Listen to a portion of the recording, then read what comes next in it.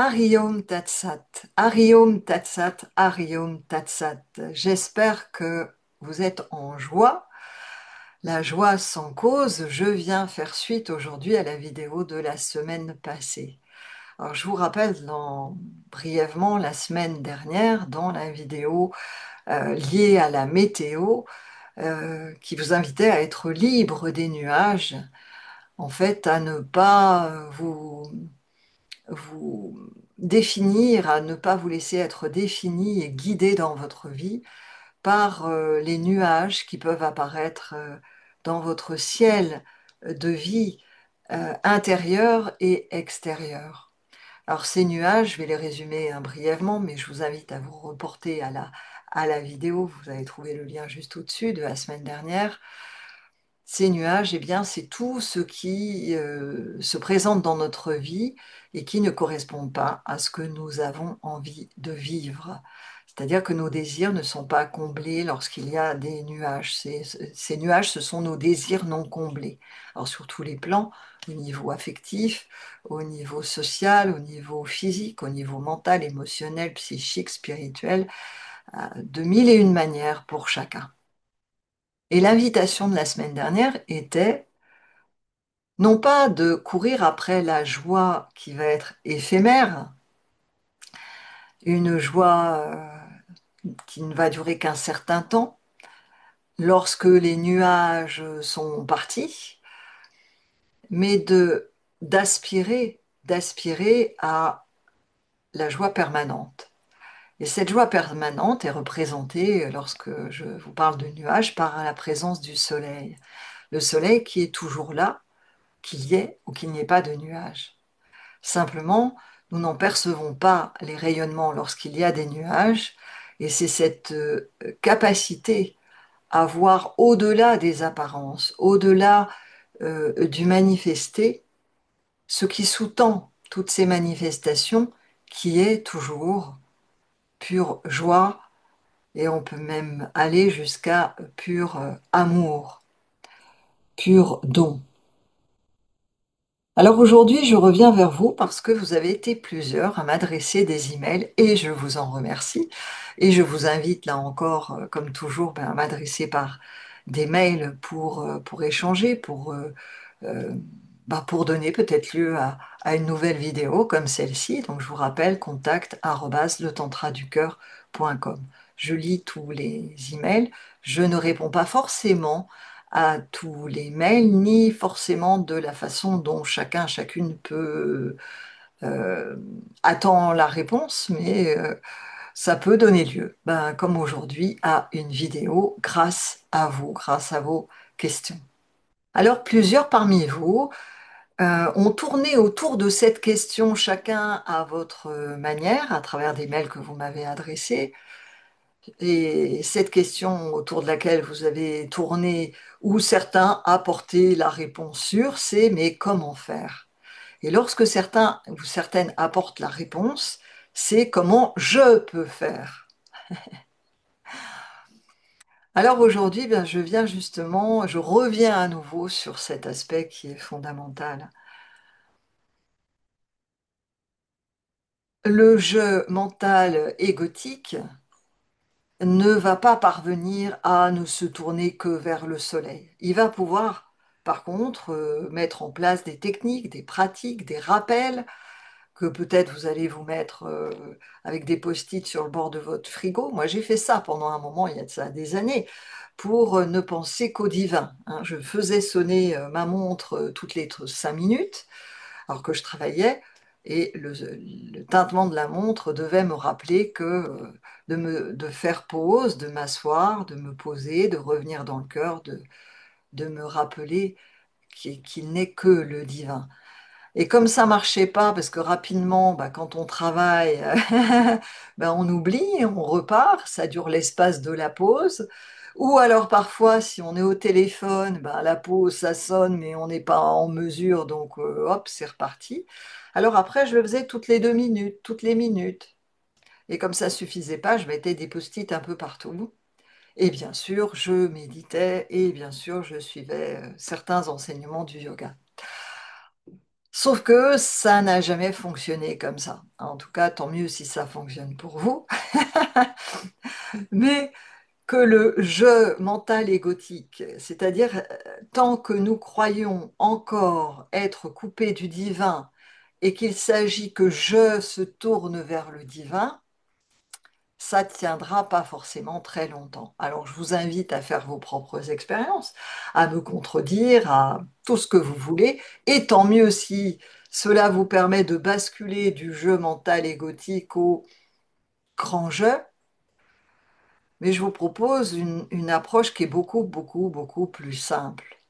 C'est d'arrêter de nourrir le petit jeu mental égotique. Et ça, si vous me suivez, si vous êtes venu en présentiel, c'est quand même un leitmotiv, quelque chose que je dis de mille et une manières et que je répète régulièrement. Arrêtons de nourrir le petit jeu mental égotique. C'est quoi le petit jeu mental égotique? On le développe longuement à travers les premiers partages euh, du premier pas. euh, je vais arrêter mes mails, comme ça évitera les bruits. Du premier pas d'apprenti d'Armaka à travers les premiers partages sur les deux voix et la non-voix, mais je vais vous le résumer ici. Arrêtez de nourrir ce petit jeu, c'est tout ce qui en nous est persuadé d'être quelqu'un coupé de la vie, coupé des autres, qui a sa propre histoire personnelle, où le jeu est au centre de tout. On a une chanson qu'on se met régulièrement au moulin lorsque vous venez, c'est la chanson Ego, Ego, Egoman, où je suis au centre de tout. Et la plupart des êtres dans la vie dite spirituelle ou pas du tout dans la vie spirituelle sont au cœur de tout, identifiés à ce corps de nourriture. Alors nous serons amenés dans une autre vidéo à faire le lien justement entre arrêter de nourrir le petit jeu, le mental égo-jeu, et d'arrêter de nourrir ce corps de nourriture selon les normes et les besoins du petit jeu, parce que tout est lié. Mais aujourd'hui, j'en reste à vos questions qui étaient, mais comment puis-je faire? Comment peut-on faire? Comment puis-je faire pour arrêter d'être plus intéressé par les nuages? Parce que vous m'avez partagé plusieurs que cette image vous a beaucoup parlé et vous a recalé. Et du coup, avec une aspiration de comment puis-je faire pour n'avoir que l'aspiration au soleil. Et ma réponse est, vous ne pouvez pas.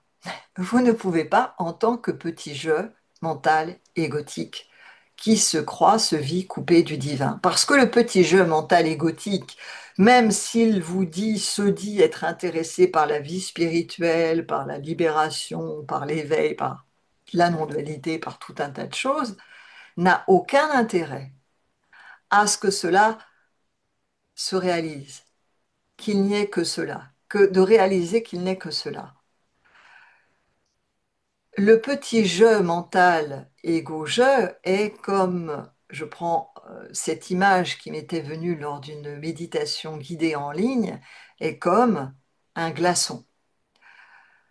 Tout le monde connaît hein, les glaçons qu'on va mettre l'été dans une boisson pour la rafraîchir. Les glaçons que vous mettez dans votre freezer, eh bien c'est l'image la représentation, une représentation simple du mental égo-jeu, du jeu mental corps physique, émotionnel, c'est ce glaçon. C'est une cristallisation. Et imaginez ce petit glaçon que nous sommes, lorsque nous nous croyons, nous nous vivons coupés du grand tout qu'il y a nous et la vie, nous et Dieu, eh bien nous sommes comme un petit glaçon réfrigéré, une cristallisation de l'eau. Alors le petit glaçon pressent en lui-même que sa véritable nature est l'eau. Nous pressentons tous que nous ne nous intéressions pas ou pas à la vie dite spirituelle. Nous nous intéressons, nous nous intéressons tous et nous percevons tous en nous, au plus profond de nous, dans le silence de notre être, dans notre intimité que peut-être nous ne partageons pas, mais nous savons au fond de nous tous, tout un chacun, quelle est notre véritable nature. Comme le petit glaçon, qui pressent au fond de lui que sa nature est, on va mettre le mot de l'eau. Hein, le glaçon est fait d'eau. Et il sait que sa nature véritable est de l'eau. Sa nature véritable n'est pas d'être un glaçon. Votre nature véritable n'est pas d'être un homme, d'être une femme, d'être genré, non genré, d'être humain, humaine.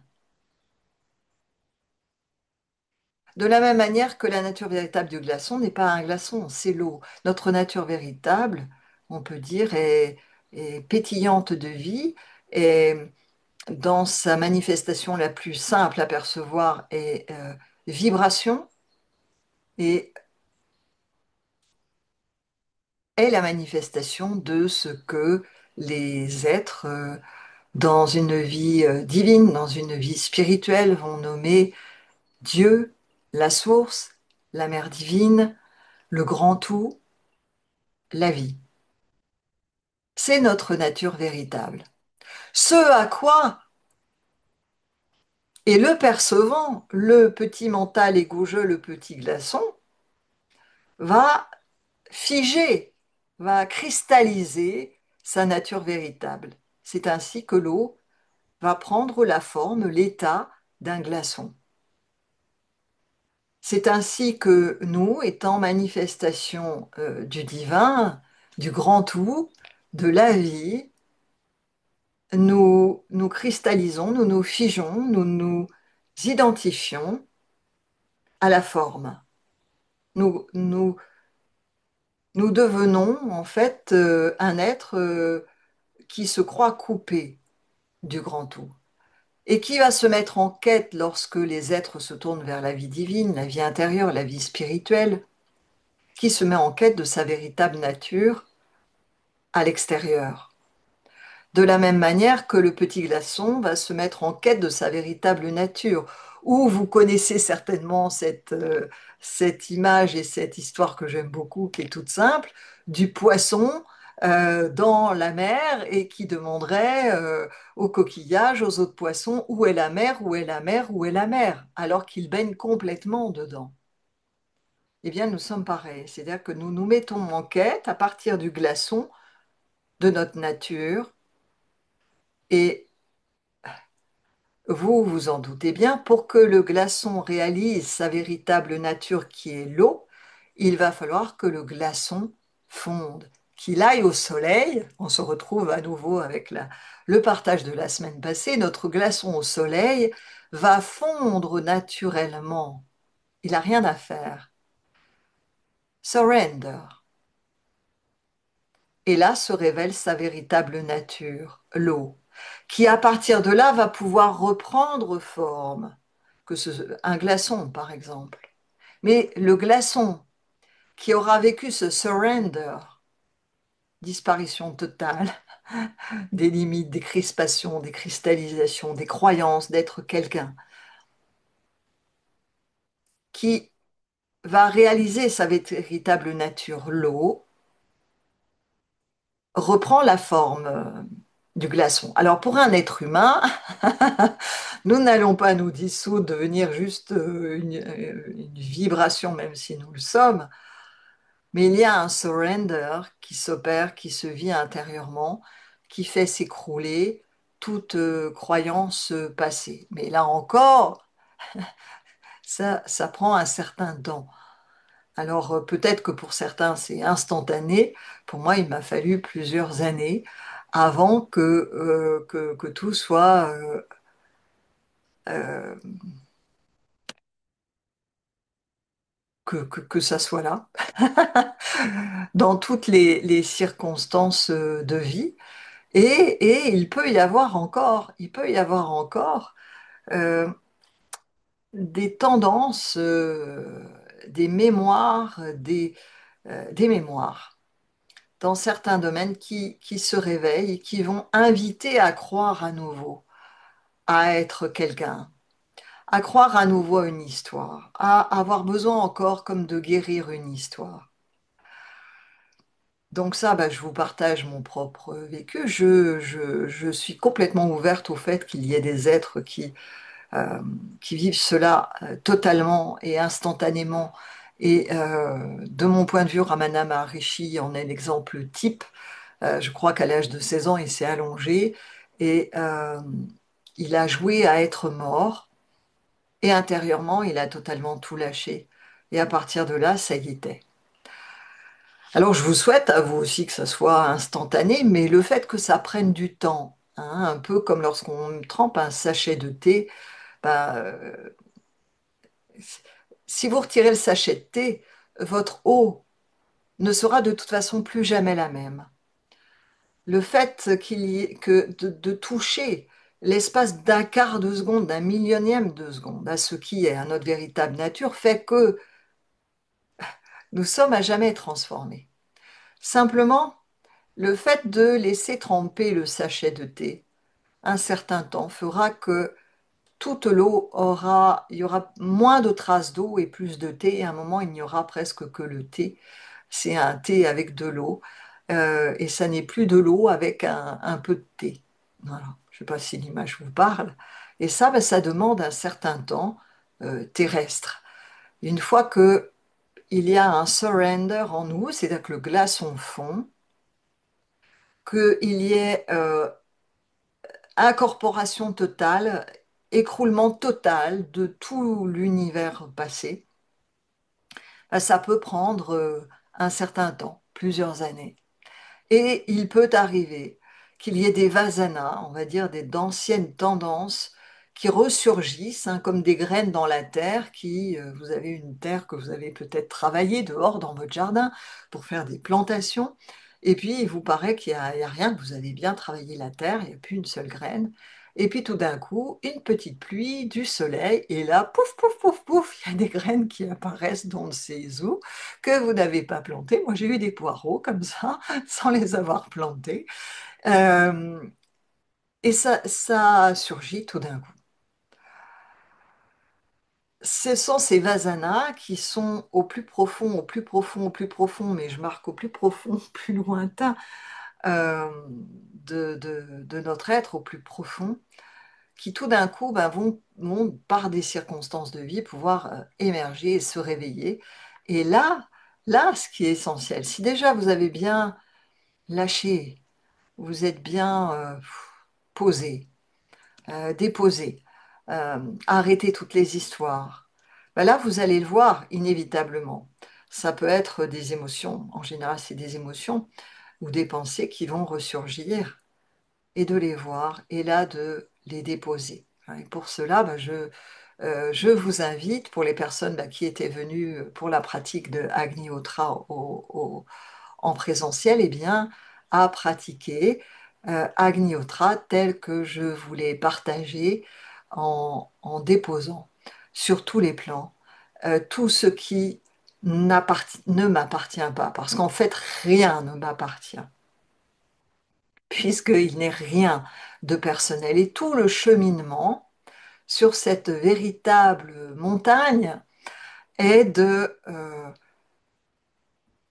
d'avancer en déposant, déposant, déposant. C'est ce petit glaçon qui va fondre, qui va fondre, qui va fondre, qui va fondre. Et à un moment, il n'est que de l'eau. Et cette eau peut après, à nouveau, reprendre la forme d'un glaçon. C'est-à-dire que pour nous, eh bien, euh, lorsque nous avons fondu intérieurement, que nous nous sommes... une personne me disait, mais comment me donner à Dieu? Eh bien que nous libérons, hein, c'est la vibration 11 du tarot de vie, que au lieu de cultiver la mémoire, parce qu'elle est aussi liée à la mémoire, eh bien que nous libérons tout cela au niveau du cosmos, que nous arrêtons de nous y agripper. C'est pour cela que je vous invite très très régulièrement à arrêter de nourrir le mental égo-je, qui ne va en général même pas voir qu'il est au centre de tout, puisque surtout s'il s'intéresse à la vie spirituelle, mais c'est indispensable de le voir cela, de prendre le temps de voir combien le mental égo-je me dirige. Et le mental égo-je qui me dirige, ça revient aux glaçons qui ne font pas et qui cherchent absolument quelle est sa véritable nature et qui refusent de fondre. Que même en plein soleil, ils ne fondraient pas. C'est-à-dire même en suivant euh, toutes les présentiels possibles, en allant dans tous les temples du monde, en allant visiter tous les sages éveillés de la planète, refuserait de fondre, serait toujours le je en quête de libération et qui viendrait comment faire, comment faire, comment faire, et qui attend des techniques, qui attend des clés, qui attend des pratiques, qui attend un chemin que lui va pouvoir suivre. Or, je vous invite, dans tous mes partages, je vous invite à déjà réaliser cela. Et si véritablement vous aspirez au soleil, à la joie sans cause, à réaliser qu'il n'est que Dieu, Ariom Tatsat, qu'il n'est que le grand tout, que tout n'est que vibration, qu'il n'y a pas de place dans une vibration pour moi, mental, ego, je, eh bien, à voir chaque fois que, à nouveau, c'est le je qui veut aller quelque part, qui veut contrôler, qui veut comprendre, qui veut être à la bonne place, qui veut aller quelque part et qui va inévitablement demander comment faire. Parce que ce jeu mental égotique est dans une course permanente. S'il n'est pas dans la vie spirituelle, ça va être dans la course de la société, trouver un métier qui lui permet de gagner suffisamment d'argent pour peut-être avoir une location ou pour acheter une maison. Après, c'est comment faire pour avoir un chien, pour avoir des poules, pour avoir une femme, pour avoir un mari, pour avoir des enfants, enfin tout ce bins. Ou une entreprise, et une entreprise, j'en ai une à un moment donné, eh bien, c'est un truc de dingue. C'est-à-dire que tu crois que tu es embringué dans un truc, c'est pour pouvoir payer tes charges, ben, il faut que tu gagnes plus d'argent. Donc il faut, si tu vends des produits, ce qui était mon cas, ben, il faut que tu en aies plus en stock, que tu puisses proposer plus de choses pour toucher plus de monde. Mais du coup, tu as encore plus de charges, du coup, il faut que tu gagnes encore plus. Et c'est un cercle vicieux sans fin. Eh bien, la vie du faire, du mental égo-je, est un cercle vicieux sans fin.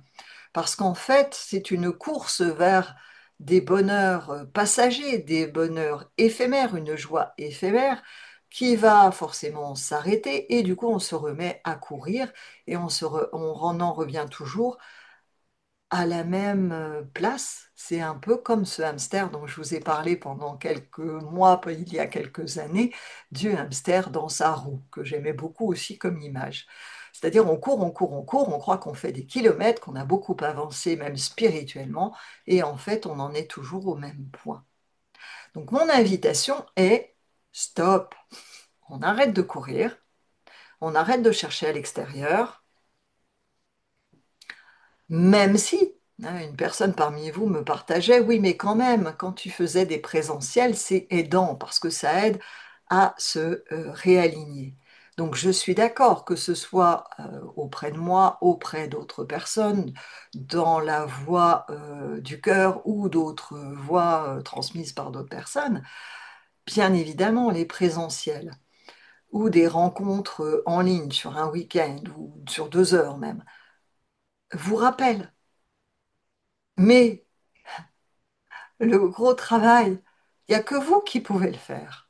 Il n'y a que vous qui pouvez le faire dans votre vie quotidienne. Pas en le mettant sous globe lié à une certaine personne extérieure, moi par exemple, ou un certain contexte dans un présentiel, ou un certain cours, hein. Ça, c'est quelque chose, lorsque j'enseignais le yoga de manière intensive, il y a de ça des années, avant d'avoir mes enfants, j'enseignais déjà aux personnes, mais ne faites pas de votre séance de yoga une bulle, parce que les personnes rapidement, dans un cours de yoga, vivent la détente, le bien-être et se sentent prêtes à repartir dans leur vie. et attendre la séance de yoga pour réussir à se détendre, à être conscient, à être en paix, à être prêt à vivre la vie. Mais le but d'une séance de yoga n'est pas du tout de faire une bulle bien-être, de la même manière qu'une rencontre ou une vidéo comme celle-ci n'a pas pour objet de vous créer un temps où enfin vous vous réalignez, vous vous rappelez, vous vous réveillez, pareil en présentiel, c'est un- une base à vivre au quotidien, le plus souvent possible, de jour comme de nuit. Et ce travail-là, c'est votre job. C'est votre job à vous. Ça sert à rien d'aller dépenser des milliers et des milliers d'euros à travers des formations, des voyages, tout ce que vous voulez, si au quotidien, vous ne mettez pas en pratique. Si au quotidien, vous nourrissez en permanence le petit jeune mental égotique et ses histoires. Si au quotidien, vous le nourrissez pour qu'il arrive quelque part, pour qu'il comprenne enfin, pour qu'il fasse des tas de pratiques. Alors bien sûr, je vous partage ça, d'autres personnes vous partageront complètement autre chose. Mais je ne peux que vous partager ce que je vis, ce par quoi je suis passée, ce que je vis au quotidien, ce que j'expérimente. Et voilà, c'est l'objet de mes partages, qui n'ont rien de conceptuel et d'intellectuel. C'est du vécu.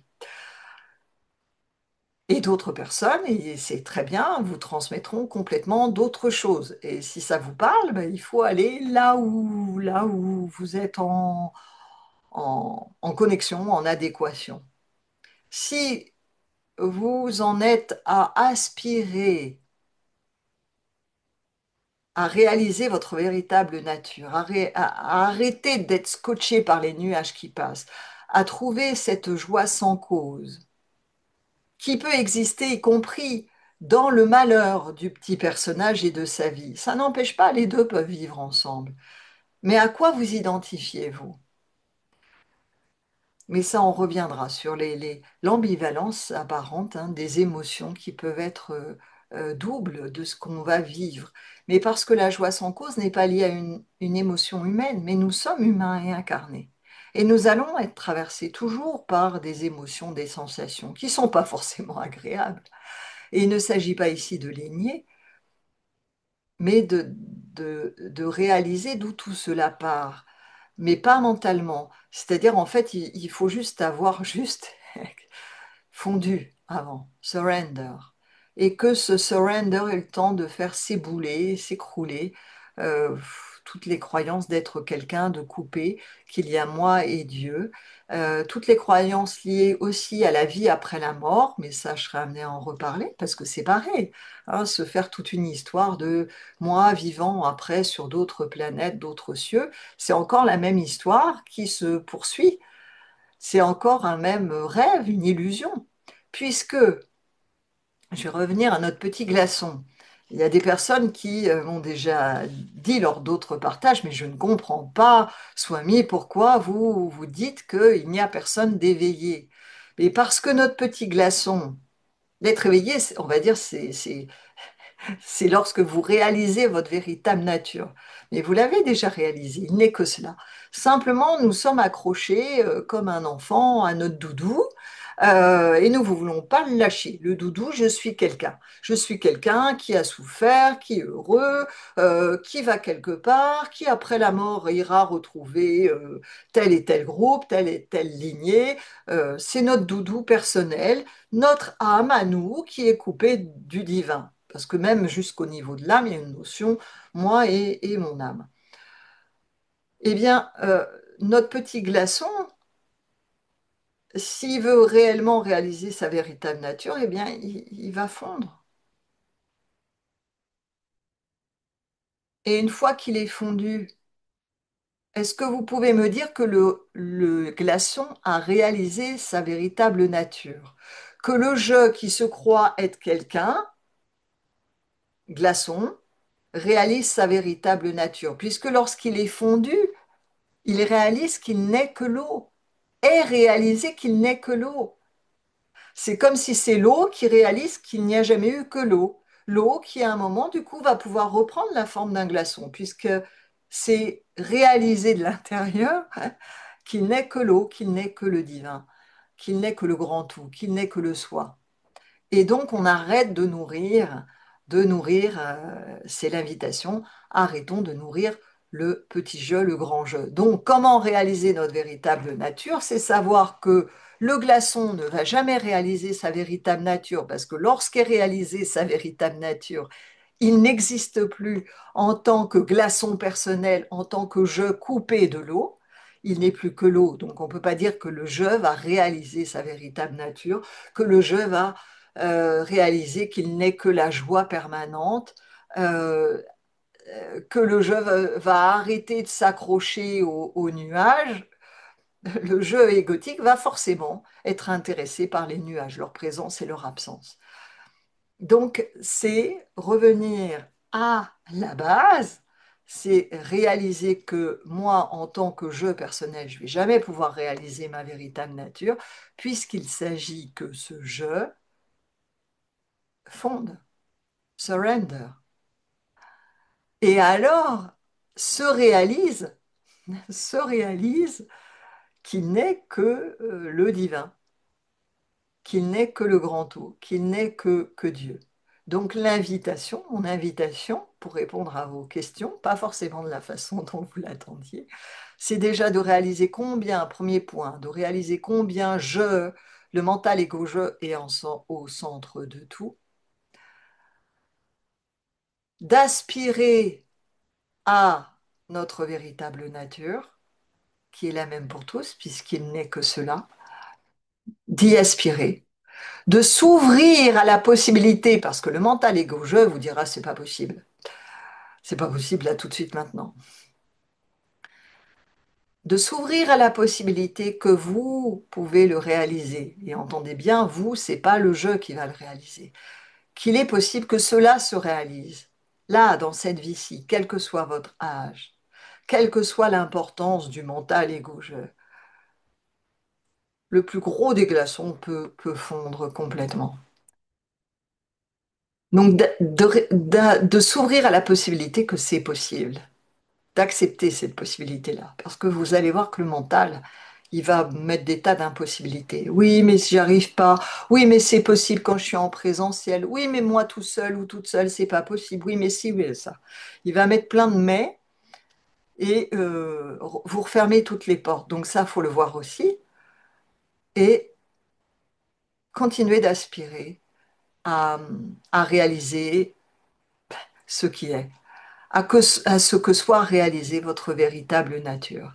Et pour que nous fondions intérieurement, c'est comme un régime, je ferai peut-être une vidéo la prochaine fois là-dessus, c'est comme un régime d'arrêter de nourrir au quotidien, d'arrêter de nourrir l'ancienne homme, l'ancienne femme en nous, d'arrêter de nourrir le mental égougeux qui croit que c'est lui qui fait, que c'est lui qui va aller quelque part, que c'est grâce à ce qu'il va faire, grâce à ce qu'il va comprendre, qui va se transformer, qui va atteindre quelque chose. Arrêtons de nourrir. Donc pour arrêter de nourrir, il faut le voir. Il faut le voir parce que de lui-même, le mental égougeux, il va faire que prospérer. Ces derniers temps, j'ai fait du kéfir de fruits. Et j'ai au départ bêtement acheté le kéfir sur Internet et découvert qu'après, il y a des groupes qui donnent du kéfir. Et je comprends pourquoi ils en donnent, parce que moi, ça fait peu de temps, ça fait 1 mois et demi que je fais du kéfir, et déjà, mon kéfir, il a doublé. Du kéfir, c'est des petits grains translucides, qui permettent de créer des boissons fermentées. Et ces petits grains translucides, en fait, on est nourri avec du sucre, ce qu'adore le mental égo-je. Et vous le savez, le sucre va va permettre de nourrir au niveau des maladies ce qu'on appelle un cancer, va permettre de développer. Donc le sucre va nourrir ces bactéries, ces petits grains de kéfir, et ils vont tellement s'en nourrir qu'ils vont gonfler. Et certaines personnes partagent au bout d'un an, 2 ans, d'avoir 3 kilos de kéfir. Et donc, bien sûr, avec 20 grammes au départ. Donc, je ne sais pas jusqu'où j'irai. Donc, à un moment, bah, si j'en arrive à cela et même avant, bah, je donnerai des grains de kéfir lors des présentiels pour les personnes que ça intéresse. Alors, cette image du kéfir, moi, j'ai aimé quand j'ai vu mon kéfir qui était déjà à 70 grammes au bout d'un mois, alors que j'avais 20 grammes, en mauvais état. Maintenant, ils sont bien, bien dodus, mes petits grains de kéfir. Et ça m'est apparu comme une évidence, c'est comme l'ego, comme le mental ego. C'est-à-dire, plus vous le nourrissez, plus il prend de place sans s'en rendre compte. Il va même devenir un ego spirituel qui n'existait pas au départ. Il va gonfler, être persuadé, il va venir expliquer la vie euh, à certains êtres éveillés, hein. Il y a des chouettes histoires comme ça de Ramana Maharishi ou de Mahananda Mohi où certains venaient les initier ou leur expliquer la vie, quoi. Et donc, bah, ça existe aussi beaucoup avec les réseaux sociaux. Euh, et bah, c'est le mental égo-je là, qui se déploie et continue. Et donc, je vous dis, arrêtez de nourrir le mental égo-je. Alors, aujourd'hui, dans cette vidéo, je n'aborde pas l'aspect euh, de nourriture physique, mais tout est lié. Donc j'en parlerai dans une prochaine vidéo. Donc arrêtez de nourrir. Alors comment arrêter de nourrir ce mental égo-je? Déjà, je vous disais, voir qu'il est au centre de votre vie. Or, certaines personnes ne le voient pas et se refusent à le voir. Bon, bah, là, il n'y a rien à faire. Donc voir à quel point de vue, à quel niveau, enfin dans quelle dimension il est au centre de tout et nous dirige quand il a toute la place. Qu'est-ce que ça amène comme croyance? Comment ces croyances-là se déploient dans votre vie? Comment vous échangez avec les autres quand c'est ces croyances-là qui vous dirigent? Donc de voir combien nous sommes dirigés par le mental égo-je avant de fondre, avant de surrender. Et d'aspirer aussi. Ça, on va dire deuxième étape, si c'est un, 2, 3, 4, et tout est ensemble, ou ça peut être mélangé. Ça peut être l'aspiration au divin qui est la première, hein, il n'y a pas, voilà. Mais c'est d'aspirer à cette joie sans cause dont je vous témoignais, parlais dans la précédente vidéo. D'aspirer au divin, d'aspirer à réaliser qu'il n'est que le divin, qu'il n'est que cela, à réaliser Ariom Tatsat, pas se le répéter, pas le chanter bêtement, à le réaliser, à ce que cela s'incarne à travers ce corps. Et puis, bah, d'arrêter de nourrir. Chaque fois que je vois une réaction, un schéma, un mode de pensée qui appartient à ce que Jésus appelait, ce que j'appelle ici l'ancien homme, les anciens fonctionnements, les anciennes croyances qui n'ont plus lieu d'être, de le voir et de ne pas leur laisser les rênes de notre vie. Et de revenir. Là, on peut se poser. Revenir en le silence, en la paix, en le cœur, ou marcher plus lentement. Je vous préconise une marche consciente, lente, dans votre travail, dans votre vie quotidienne, de sorte que ça ne soit plus une course en avant, de laisser la place euh, à l'espace entre l'inspire et l'expire, entre un pas et un autre, parce que c'est là qu'est la porte. C'est entre l'inspire et l'expire, entre deux mouvements, entre deux. C'est là que on se retrouve au cœur. Et donc d'arrêter de nourrir ses croyances, de les voir et intérieurement de dire stop, ça ne m'intéresse pas. C'est comme être capable de voir les nuages, d'identifier les nuages et de les déposer pour être, hein. C'est ce vide C'est un acronyme du vide que je vous partage aussi dans le dernier partage là, sur la voie du cœur, dans le premier pas d'apprenti dharmaka. Donc si vous avez suivi cette voie du cœur, je vous invite à revisionner, à revenir sur le vide, sur le voir, identifier, déposer, être. Bon, c'est une vidéo encore un peu plus longue, me semble-t-il. N'hésitez pas à m'adresser vos questions, vos remarques. Vous voyez, ça va susciter une, euh, une réponse aujourd'hui en vidéo parce que vous avez été plusieurs à explorer cela, hein. J'ai pas relu vos mails parce qu'en fait, je pense que chacun de vous est capable de voir, ah oui, ça s'adresse à moi. Et j'insiste, le job, le travail, c'est à vous de le faire dans votre quotidien, tel qu'est votre vie actuellement. Hariom Tatsat, écrivez-moi et je vous dis à bientôt. Hariom Tatsat.